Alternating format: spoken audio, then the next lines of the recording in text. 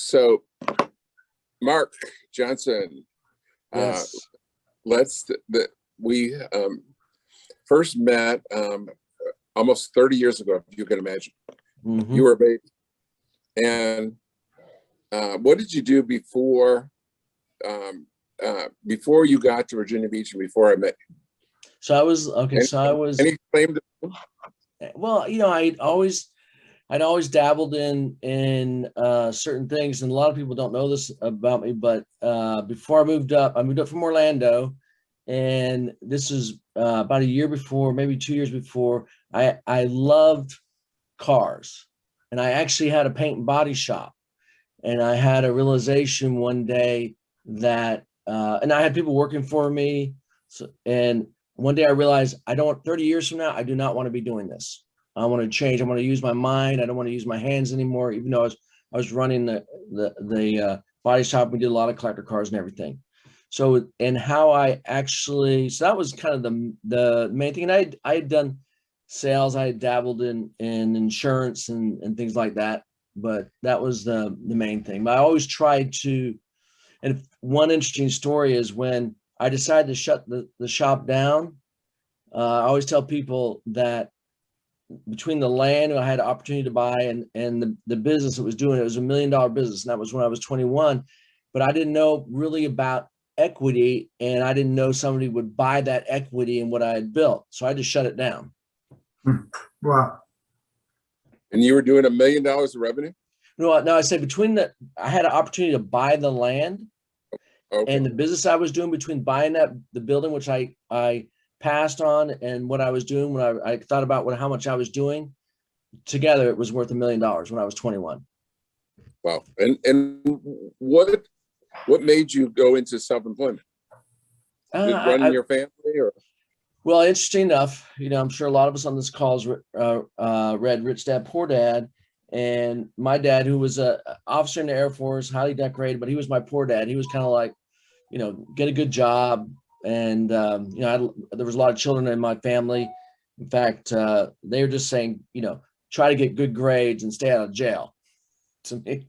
And, but my grandfather, so I always had this desire to have a business. When I was 10 years old, I had a lawn mowing business. Kids would show up at my house. We would go out and mow yards. We'd start mowing the yards. I'd knock on the door and I'd go, that's $3 for the mowing, $1 for the edging. And so, and then we'd come back. My dad had this Volkswagen microbus that he bought in Europe when we lived over there. And they'd one by one come in and I'd divvy up the money to them. And they asked, I remember one of the kids asked me one time, well, how come you get to divvy up the money? I said, well, I have the hard part. I got to go up there and ask them at the door, the parents, do you want to do that? And they always said no. And also my dad let me use his 8mm movie projector. So I would go to the 7-Eleven type store and I'd buy candy and I'd cut them up and I would show these cut down little movies and I would have matinees over at my house in a concession stand. So always had the desire to build, but I didn't have a mentor. How'd you decide to cut them up? Why'd you decide to cut them up? I just, I kind of like I figured, well, somewhere along the line, I figured out, well, this cost me, I don't know how much, a quarter. If I cut them up into X amount, I can get $1.25. And so, and then it would give me enough money to buy another movie the next week. And the movies were cut down to like 16 minutes. And I actually even had cartoons before, they were cut down to 30 seconds. So it gave me enough money to buy another movie, buy another cartoon, and support my candy habit during the week. How did you advertise? It's just neighborhoods, through the neighborhood. I would go out there and say, hey, I'm showing this monster movie and the cartoons that's showing at this time. So it was a lot of fun. So you've been a leader for almost your entire life. What do you remember when you first realized that you were a leader? It was probably at the church I was going to. I went to I was living in Orlando. This is later on. Living in Orlando, I was attending one of the largest Assembly of God churches, and actually the youth was about 800, just the youth, which the average church in the United States is like 250. And so one of the the youth pastor said, you know what, you've got some unique qualities. We'd like to work with you and work with these groups. And so they kind of worked with me and became a leader, kind of a servant leader within the church, ran some groups. So. But when did you realize that? So that was the time that you first realized that Yes. you were a leader, not back when you were mowing lawns and collecting the money and splitting it up. And I didn't have a clue, John. I just had a desire. I didn't have a clue. I didn't have a mentor. so you sold your business that you started at 21. And did you go do anything fun after? What was your next venture? So are you talking about before I moved up to Virginia? Exactly. Okay. Yes. So I actually, one other thing I had was I had a Porsche parts business, and I had a catalog. I used to buy old Porsches and part them out because I figured that, if a new car today costs average of 30,000, but if you bought it individual parts, it would cost you about 70,000. So I figured out way back when I could buy these cars that were either smashed, whatever. And I had a warehouse. At one time I had like 20 different cars in there, and I published a catalog and sold parts. And looking back, do you think cutting up the candy helped you understand cutting up the Porsche? Yeah. Yes. It's funny how little things can mushroom into big things. Absolutely. And so you came to Virginia Beach and what was your first job here, or your first business here in Virginia Beach? So I moved up here in, I believe, December of 91. And I came up here with my ex-wife, and we get along great now, by the way, just for the record. And you know Judy. And so she wanted to get her master's in counseling. So I said, apply anywhere. So she applied. She got accepted at Regent, and she found a ad was running in the Orlando Sentinel for a catering sales manager for the Founders Inn. And it said 2 years experience. And I remember seeing that. I said, look, it says 2 years experience. I don't. She goes, you need to call them. So I called, interviewed over the phone. They flew me up here. And then the next day they offered me the job. And they moved me up to be here. clear, you had no experience. I had zero, none. Okay. So the original goal was to move up here, her to get her counseling degree, and we were going to move back to Florida in 2 years. And then, so how did you run across me and my company? Yeah, interesting enough, we had a Dennis Waitley workshop, and he wrote, he was really big in the 80s and the early 90s, The Psychology of Winning. So they had a workshop there, and the only person outside the Founders Inn was Patty Robertson, your daughter. And I remember during the introduction, she was saying, I work for this company called Jackson Hewitt. And I forget, what you had, like 200 locations then, maybe less, around there. And she said, and we're going to be number one day. And I was astounded. And I'm like, number one in what? The tax business against H&R Block. And so I asked her during lunch if I could sit next to her, and I just peppered her with questions. Tell me about, told me about you and what you're doing, franchising. And I was asking her how this franchising deal works. Anyway, so I was fascinated, forgot all about it. Long story shorter, make it shorter, I decided to leave the Founders Inn, and I was driving home one night, and I was stopped at a stop sign. Nobody was behind me, and I looked out the window, and the Virginia Pilot was a local newspaper. They had Employment Weekly, and I just felt like I should grab one. Ran out of the car, grabbed one, threw it on my seat, drove home, sat down at my kitchen table, opened it up, and it said, and it just like popped out of the paper. It said, franchise development representative for Jackson Hewitt. I said, that's that company. That's that company that Patty talked about. So I called and went in for the interview. And interesting enough, they had hired everybody, because I got the last day that paper was out. They hired everybody. And so she was saying that, hey, you know what? Why don't you call me tomorrow at 3? We'll let you know if you have the job. And then if you have the job, you got to be on a plane. Tomorrow we're going to Boston for training. And I'm thinking to myself, okay, I'm getting my wisdom teeth pulled out about 2. I should be done by then. and I got to go home and explain to my wife that I may be going to Boston. So I called from actually called from the dentist office. Fortunately, I only had 2 teeth pulled out. Called, and Cynthia offered me the job, and I showed up, flew off to Boston. Well, I have to say it was a pleasure. One of the few times where you couldn't talk the entire meeting. So that was the first time I met you in Boston, probably. Yes, that's correct. Yes. And so you started, do you remember how many people were in that training? I would say there was about 15, I think. And do you remember how many of them were just starting at that training besides you? I know there was probably 5. I mean, one very notable one was Marty Mazer. Yeah. I remember Eddie was there. Yeah, Eddie Van Halen, we used to call him. Yes, Eddie.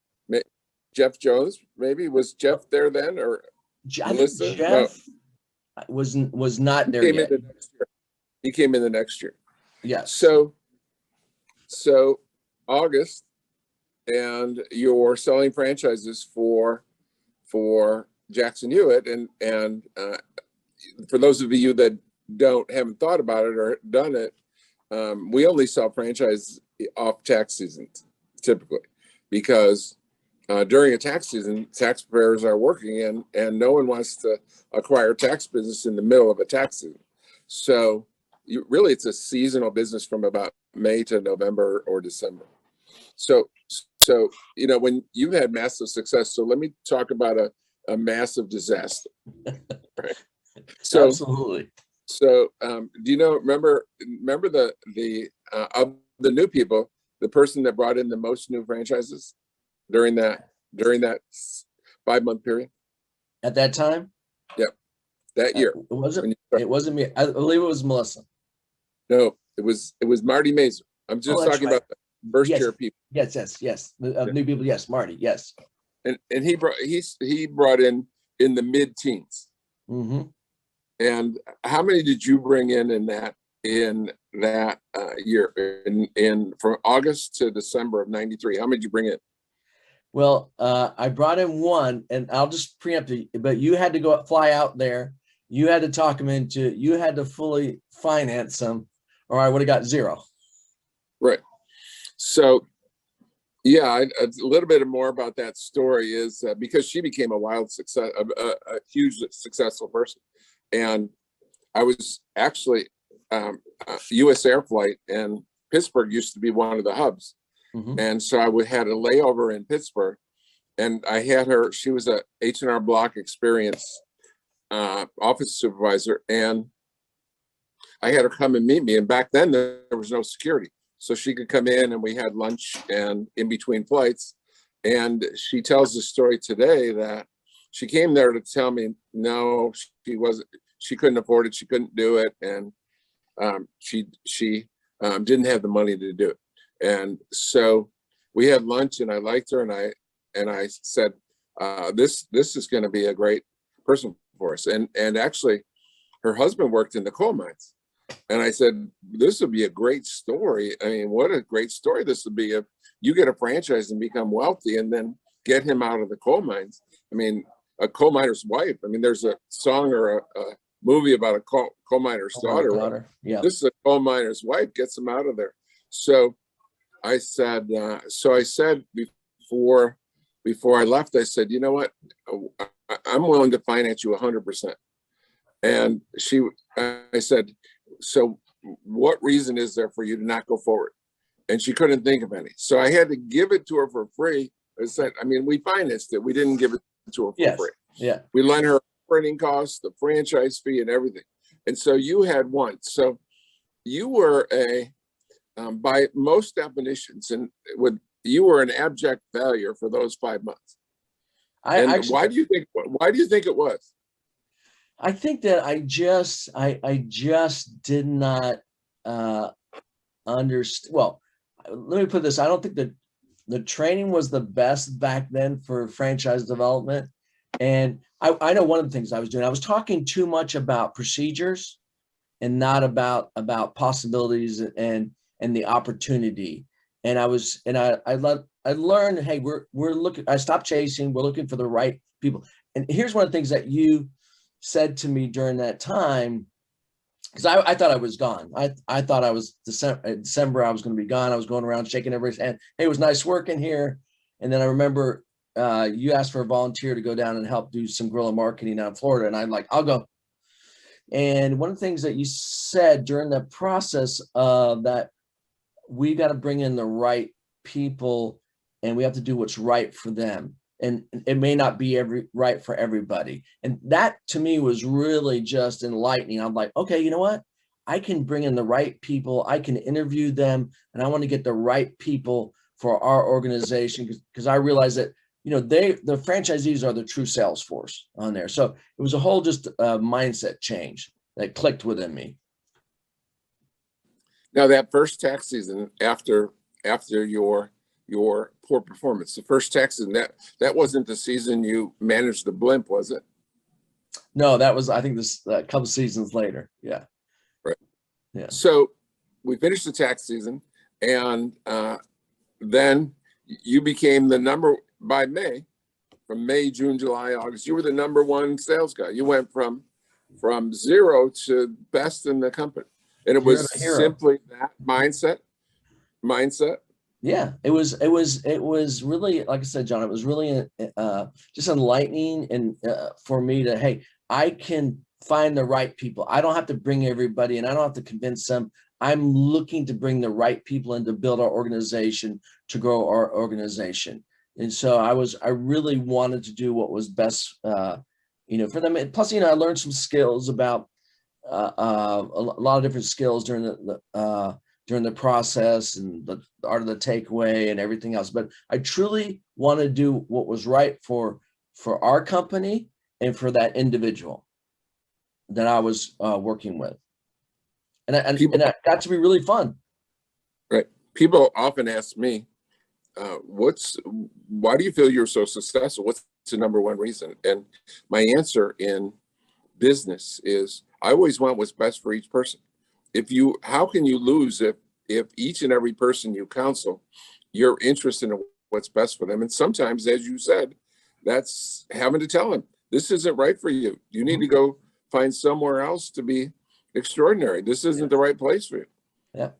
And if you, and that's part of the process. If you believe that, if you believe what you're saying, then this isn't the right place for you. You do go find somewhere else to be extraordinary. So, okay, so you became a top franchise development rep, and then when you were at Jackson Hewitt, did you ever acquire a franchise? Or that's an interesting story, John. So I don't know if you remember this. So, like I said, my original goal was to stay there for 2 years and move back to Orlando. You know, after Judy graduated from school, my ex-wife, and I remember talking to you, and it was about a year out, and there was a town right just north of Orlando called Apopka. The store was for sale. It was a good price, and I talked to you about it, and you said, and you more or less said, you know, I don't really like absentee ownership. If you want to do it, you know, I'll help you, but I just don't like, you know, absentee ownership. And so after, you know, talking with you and then talking it over, I decided not to do it. And I think that, you know, just as my career at Jackson, as the success I had, I just really enjoyed it. And I said, you know what, I really love this. I want to, you know, stay as long as I can and build this. I can always buy another franchise in the future, you know. And so you and I left Jackson Hewitt a few years later. Mm-hmm. Did you do, and then how did you come to find out about that I had founded Liberty Tax? Do you remember that process? Mm-hmm. So, you know, I still remember the day you walked out of the building. I actually stayed there one more year. I actually, because the CEO at the time, Keith, asked me if I would stay, and I said, okay, if you give me an employment contract. And he gave me one, and there's a whole different story about that. I wasn't being strategic. It was God was looking out for me with that employment contract. So yeah, I found that you had started Liberty Tax, And when I decided to leave, I mean, I think you had somebody call me that afternoon. I didn't know if you had like a camera in the bush and saw everybody that was leaving, but yeah, you called me and we met and had lunch. And I said, I've got this non-compete for a year. And so I can't. And that was probably about 99. And, I'd like to tell one little story about Diane Wagner, and her husband being the coal miner, the coal miner's miner. wife. I called her years later, and she became very successful. Because I think in the beginning she said you want to make 25,000, and she was making 70,000 out of one of her stores. And so congratulations. I said, Diane, what about your other goal to get your husband out of the coal mine? She goes, shh, I haven't told him yet. But but anyway, so yeah, so interestingly enough, so I had this non-compete. I couldn't go to work for you. And actually I didn't know if I really wanted to be all candid, because I had done franchise development, mastered it. I loved it. I was looking for the next challenge. In the meantime, I had met Kelly Wyatt, and he's guy just moved in and helped move him in. He was part of our church. And so finally I said, Kelly, you need to go to work for John Hewitt. I mean, he's ball of energy. So I was down in Florida and I called you and I said, hey, John, I've got this guy. I think he'd be great in franchise development. And you said, yeah, I'd love to meet you. When are you going to be back in town? And I remember thinking to myself, I'm not asking for me, but so I said, we'll be next week. And that's when we met, and it was snowing. And somebody, I think it was Kelly, was trying to spun around on the hill going to Losham. I think it was closed. We ended up going to Aldo's. And I remember you just talking to Kelly and talking about the vision. And I just remember thinking, don't look him in the eye. Because it was like welling up inside of me. I was getting excited about it. Don't look him in the eye. And you call, after that, you must have picked it up, because after that you called me and said, hey, let's you and I meet. And we met, and then I said, look, I'll come back to work for you for 1 year and help you get your development team together. And so that's how I ended up, going. I think that was March of 2000. And so that 1 year turned into how many? Well, at the end of that year came and gone, and I went into your office and I gave you my 2 weeks notice. Said, John, you know what? The year's coming to an end. And I want to move on. I want another challenge. And it was about a few days later, you called me back into your office, and you said, you know what? We never did like an AR program, master franchise at JH. What about, let's look at doing one of these at Liberty. And I thought, well, that's, that sounds interesting. And you tasked with me going out there and researching it and finding out about it. And actually I called Bob Gappa and picked his brain about it. And I remember him recommending me a book. It was like written in 1984. It was a really thin book, and it had a little section on area development. So anyway, I did all the research, came back to you and said, hey, John, I think this would be a great program for Liberty. This is how we should set it up, blah, blah, blah. And sat there and listened to me. And I remember you saying, okay, great, go ahead. And, we did a deal, we struck on it. You said, go ahead, do it. Oh, by the way, one caveat, this is only a test program. I'm like, okay. So we launched, I think we had like 6 or 7 ARs that year. And so to answer your questions, that was March of 2000 and over. And I was there until January of 2012. We grown to 4,250 offices. We brought in well over 100 ADs, and we brought in about $140 million for the company, which and again, I loved it. I loved working with all the ARs and developing all the relationships. And it was the tip of the spear. It helped push that company forward. Did you ever acquire a franchise or an area representative?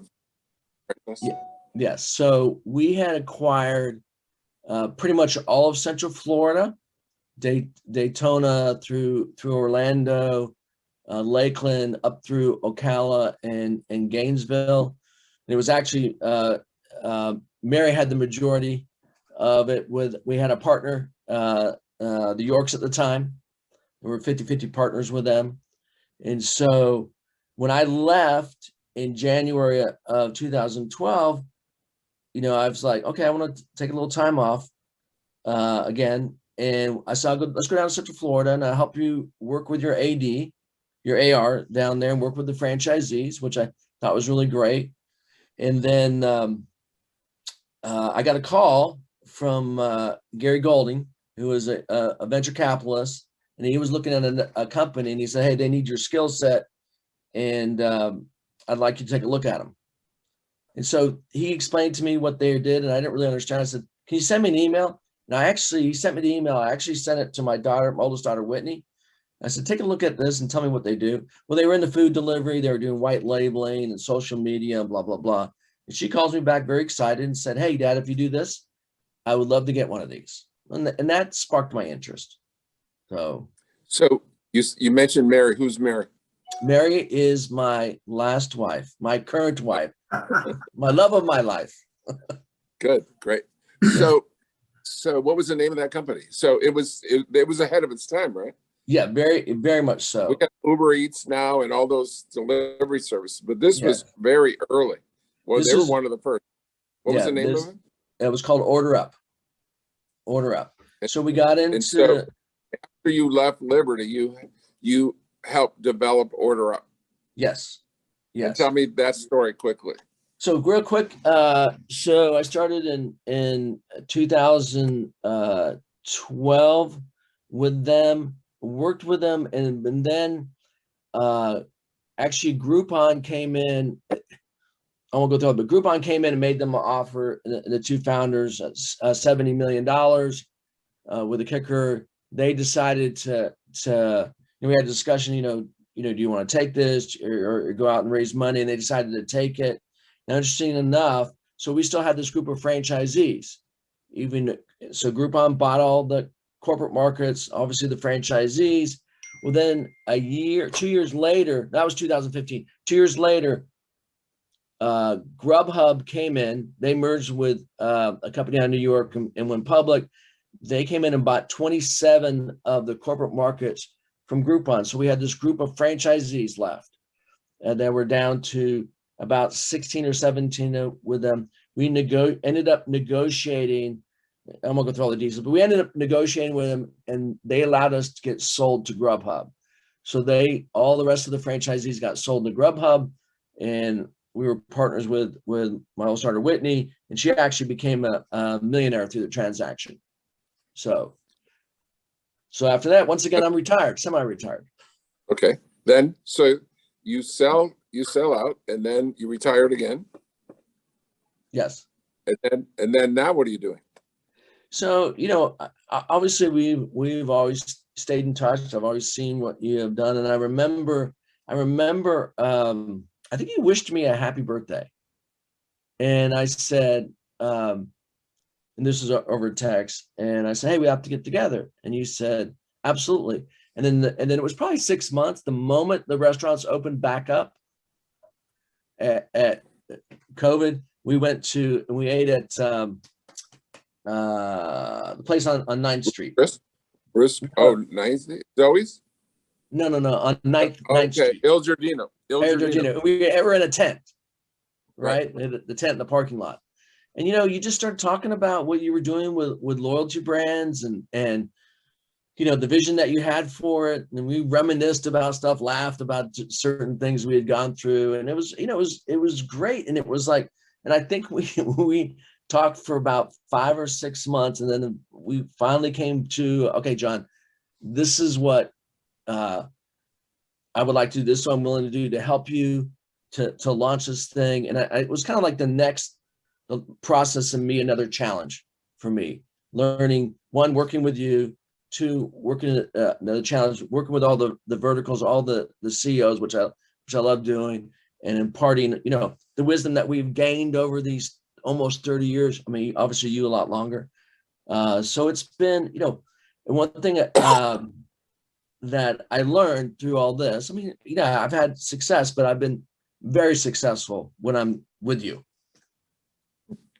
The interesting thing is how God has stepped in all these times. And I want you to, when you talked about the first time that you applied for Jackson Hewitt 28, 30 years ago, and you said you ran out and, well, first of all, you went to the meeting and met my daughter, were intrigued, then had lunch, picked her out for lunch, and then you were at a stoplight or a stop sign, and you ran out and got employment at Employment Magazine. Yep. And then you open it up, and right in front of you is it's like it popped off the paper. It's like God is interceding in your life more than he does even in most people. Yeah. That most people, I think he intercedes all the time, and most people just let it go by. Yeah.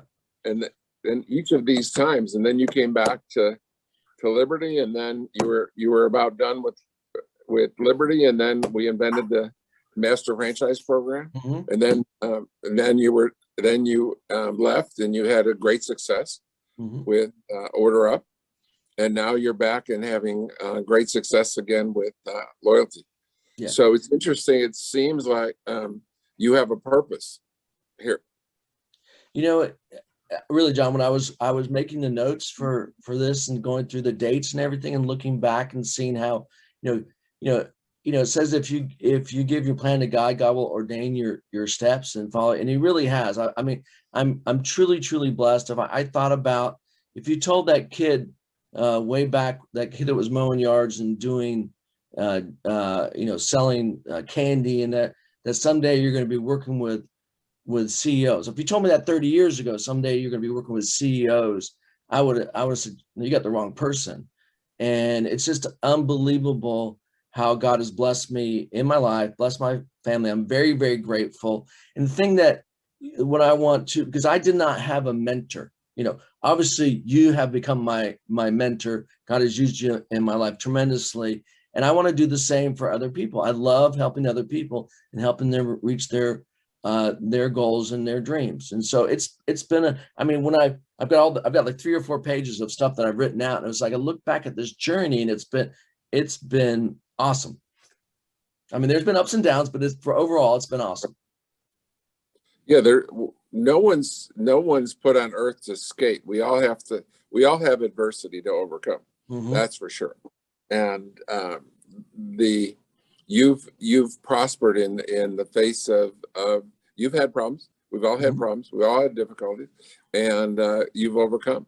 And that's and it's clear that people like us are blessed, incredibly blessed, and you have to give back. And did you see the movie? That movie couldn't have cost more than $1 million or $2 million to make. It was so low budget. It was almost black and white. It was Pay It Forward. Did you ever see that movie? I've never seen that. No. Yeah, it's Pay It Forward is like you would think it was. It's a great simple story of Pay It Forward. And when many people come to me and say, "Well, what can I do to repay you?" I say, "You can pay it forward, because between us, we're changing the world and making it a better place." Absolutely, and it's the next chapter. Right. So, Bob Gampa, questions? Yeah. I would like to know, the question is around personal goals drive business goals. And Mark, do you have I'm assuming the answer is yes, a personal goal that you have that requires you at this time to have a business goal to have it achieved? Yes. So do you want me to tell you what that is? I would. Thank you.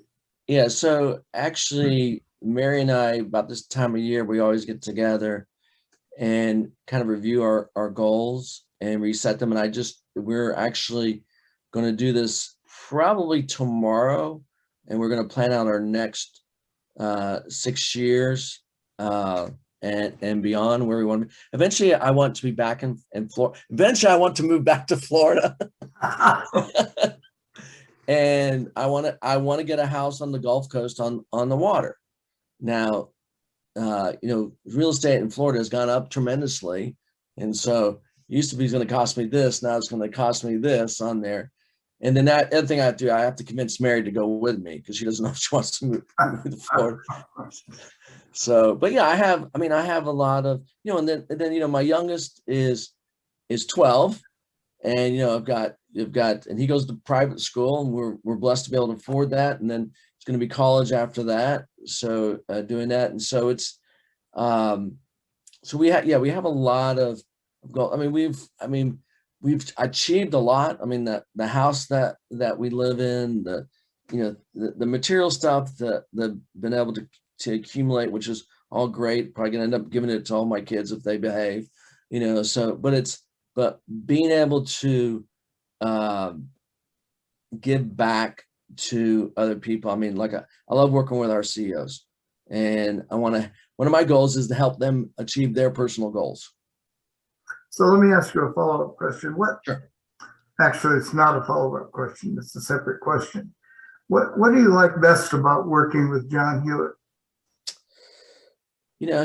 I tell people this. I've said, what? There was only so many people that got to work with Ray Kroc, who started McDonald's. Only so many people that got to work with this Sam Walton. I go down the same list. Really smart, intelligent people. And so there's only so many people that have gotten to work with John Hewitt. And so I feel very fortunate about that. I said, so, with these CEOs, you've got this influence in your life to be able to do that. And so that's where, I put him up there with all the rest of them. Very, very smart guy, very, very giving. A lot of people don't know that. Very giving, obviously he's driven, and, sometimes I've wanted to pull my hair out working with him, but it's like, overall, it's been wonderful. It's been wonderful. To what extent does John Hewitt let you achieve using your own mind and your own strategies and tactics? Well, let me just say this. If you produce results, he's not a micromanager. And it's almost like running your own. When I was building the AR program for Liberty, I just kind of like, okay, this is what we're doing next. I just kind of kept him in the loop and reported and on there, and he just let me grow and build this thing. And he just kind of like, okay, use your talents and abilities and build it and grow it. That's the answer I was hoping to get from you. That the more you're able to produce results, the more you're able to do things on your own. Yes, absolutely.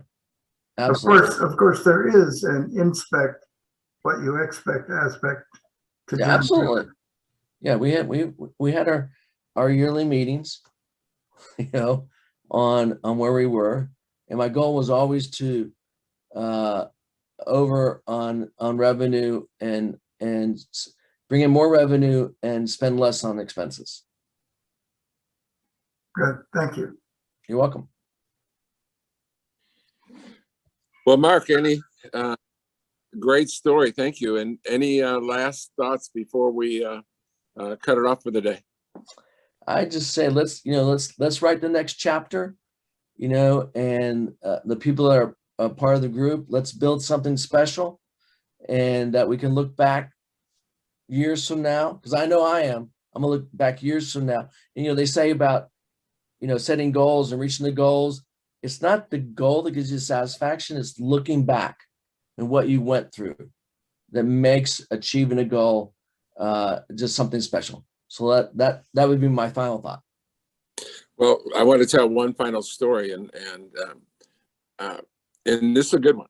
Okay. That at our convention in front of about 2,000 people, I surprised you one time, and I think you said you were so surprised that you really didn't hear the words, but I called Mark up, and we had grown from we were the fastest growing tax service in the world, growing faster by Block and Jackson Hewitt combined. We were adding about 400 offices a year, one of the top 10 fastest growing franchise. And I had to work with Mary to make sure you're going to be in the audience. I mean, you were, as far as I know, you were 100% always in the audience, in that audience when I was speaking. But this time I was calling you out. So I said, I want to bring up the guy that has been the #2 influence in our success in the last decade. And I called you up. You remember that? I do. Well, I have the tape. You actually made a mistake and said the #1 guy. And Oh, did I? yeah. and I'm when you said that, I'm looking around thinking, who could that be? I'm like, oh my God, who could that be? And then you call my name and Mary goes, that's you, go up there. And you're right. I walked up to the stage and we talked, and I don't remember a thing I said, what you said. I sat back down, and the first thing I said to Mary, I said to her, one, I couldn't do it without you, your support, Mary. And two, anything I said make sense? She goes, yeah, it was perfect. On that note, thanks everyone, and have a happy New Year. Thank you, All Mark. right. Thank you, Mark. All right. Thank you. Cool.